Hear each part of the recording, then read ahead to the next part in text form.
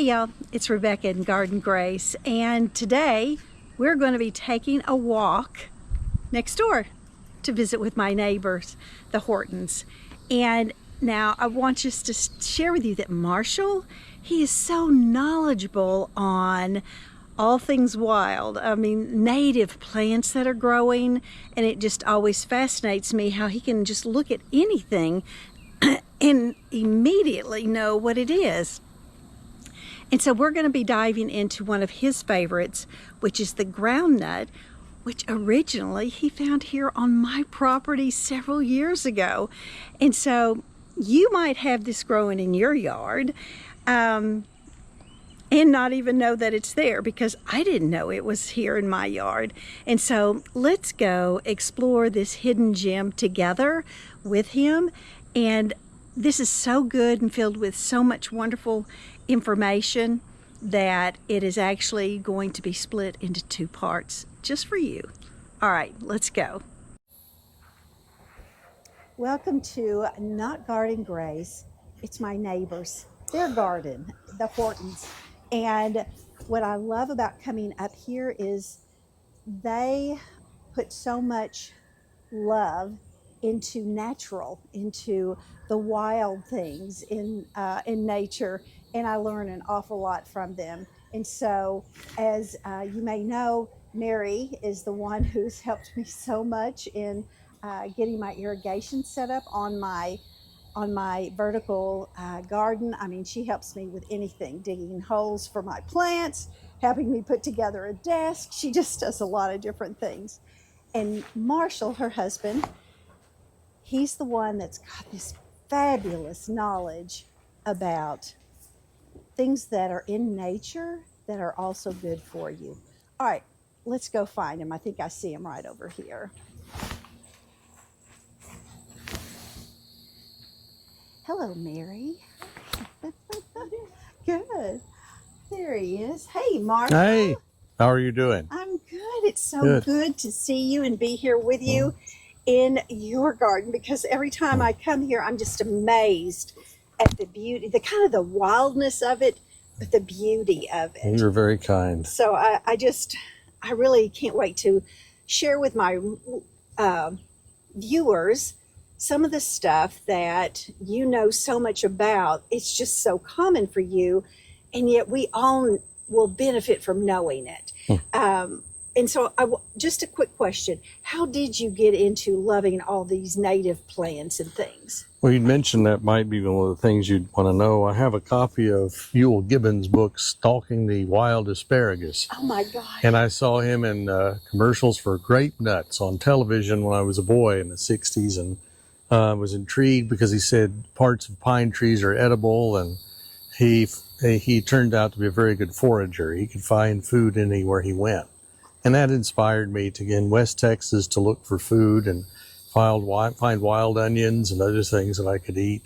And to come here, this is like a paradise for foragers, because there's so many different kinds of plants that our soil and climate will support.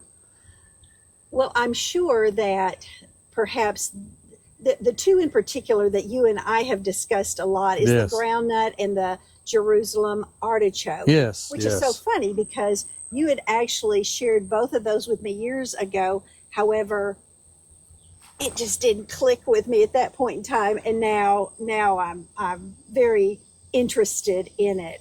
And so what I'd like to know really is, how do we spot it, and then what we can do with it? Sure. The groundnut used to be everywhere here, and it looks at times like poison ivy, but it's not. This is a groundnut. It's growing everywhere here. It always has an uneven number of leaflets. So this one has 5 leaflets, and you notice there are no teeth on the leaves. The margin is entire to botanists, which I'm not. I'm an economist.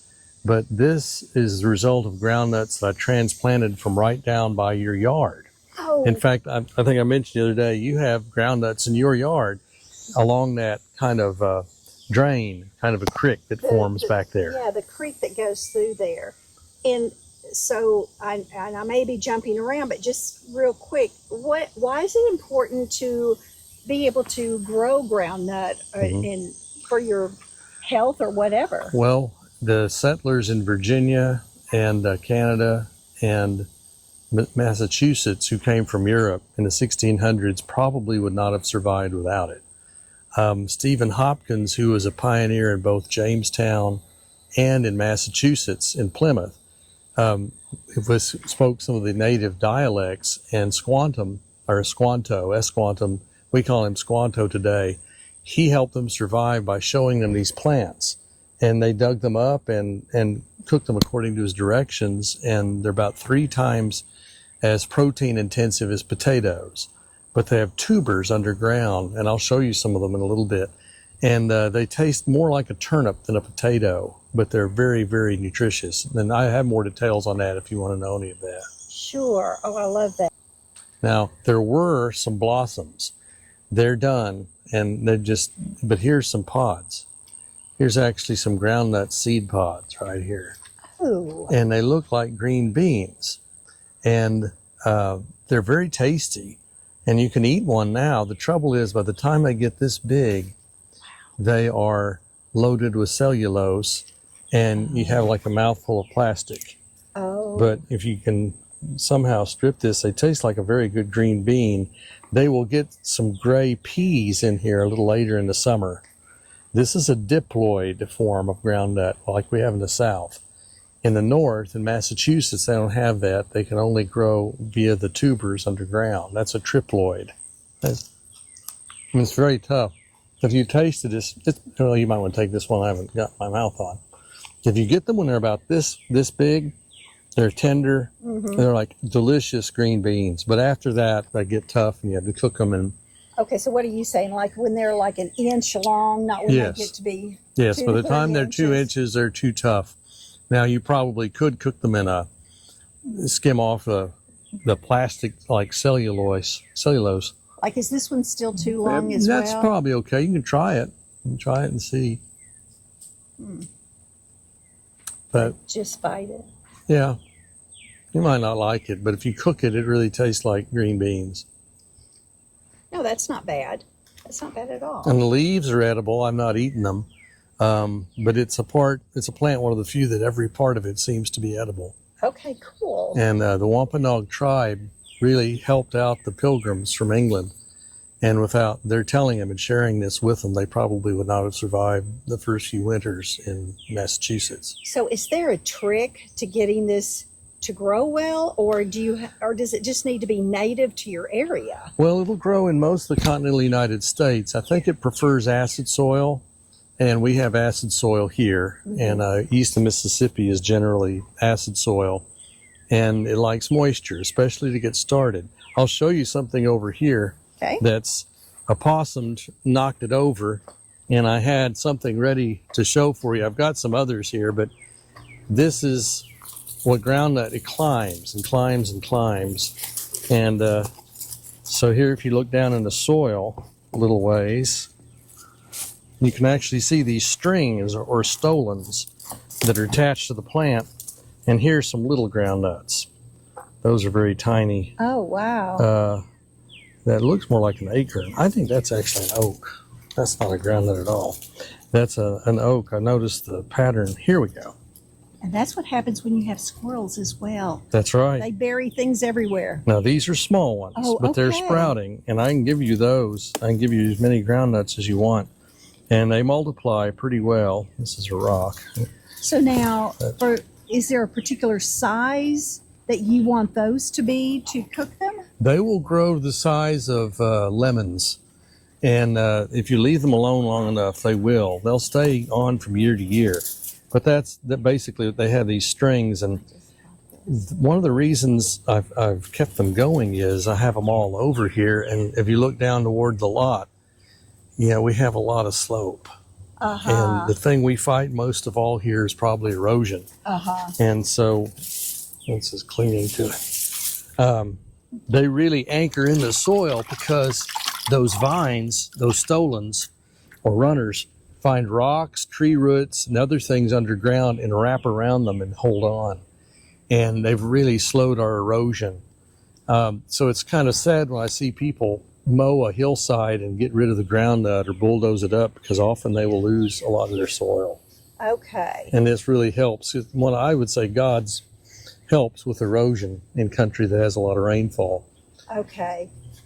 Wow. I love hearing about that, because again, people may have this growing Yes. in their yard, and Yes. they don't even realize the benefits Yes. of having it. And so for would you say that would be like one of those survivalist foods that you want to make sure that you have? Definitely. Like I mentioned, it has 3 times the protein of potatoes. Okay. And it's very nutritious. In fact, the Japanese have built on a body of knowledge developed by a scientist in Louisiana, Bill Blackman. He was at LSU for many years, and his passion was researching groundnut. He developed some hybrids, and he really preached the gospel of the groundnut. And the Japanese took him to heart, because they have a similar plant, a little different species, but in the same genus, Apios, A-P-I-O-S. And they've developed it and done experiments and found compounds that are flavonoids and antioxidants and are very useful in avoiding cancer and other kinds of diseases.